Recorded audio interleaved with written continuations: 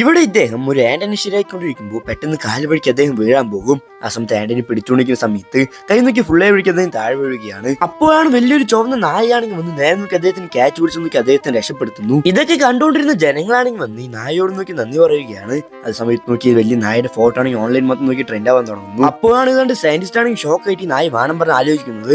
ശരിക്കും പറഞ്ഞാൽ എന്താ സംഭവിച്ചു വെച്ചാൽ ഗവൺമെന്റ് ആണെങ്കിൽ തെരുവ് നായകളെയൊക്കെ പിടിച്ച് അവർക്ക് നോക്കി ഷെൽട്ടേഴ്സ് കൊടുക്കാൻ വേണ്ടി നോക്കിയ പ്ലാൻ ഇടുന്നു. ആ സമയത്ത് നോക്കി ഒരു അമ്മ നായനും കുട്ടികളെയൊക്കെ പിടിച്ചിട്ട് പോകുമ്പോൾ ഇവിടെ ഒരു കുട്ടീനെ മാത്രം നോക്കി അവിടെയാണെങ്കിൽ അവർ പിടിക്കാണ്ട് പോവുകയാണ്.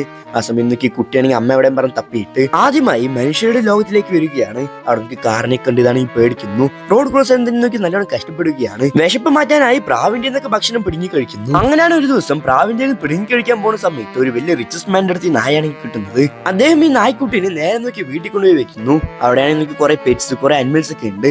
ആ സമയം നോക്കി അവിടെ ഒരു പെൺകുട്ടിയെ കാണാൻ വന്നിട്ട് അവിടെ നോക്കി ആ ഓണറിന് പോലും അറിയാതെ ആ നായ്ക്കുട്ടീനാണെങ്കിൽ വീട്ടിൽ കൊണ്ടുവരികയാണ്. ഇതറിഞ്ഞു അച്ഛനാണെങ്കിൽ ചീത്ത പറയുന്നു. ആ സമയത്ത് ഇവളാണെങ്കിൽ അവിടെ നോക്കി കരഞ്ഞിട്ട് രാവിലെ ആണെങ്കിൽ എണിച്ചു നോക്കുമ്പോൾ ആ ചെറിയ നായ്ക്കുട്ടിയാണെങ്കിൽ നോക്കി നല്ലോണം വലുതായിട്ടുണ്ടാകും. ഇവളാണെങ്കിൽ അതുകൊണ്ട് പേടിക്കുകയാണ്. അങ്ങനെ ഇവളാണെങ്കിൽ ആ നായനെ നോക്കിയിട്ട് നേരെ നോക്കി അച്ഛനാണെങ്കിൽ പോയി വിളിച്ചിട്ട് അച്ഛനാണെങ്കിൽ ഇവിടെ വന്ന് നോക്കുമ്പോൾ ആ നായാണെങ്കിൽ നല്ലോണം വലുതായിട്ടുണ്ടാകും.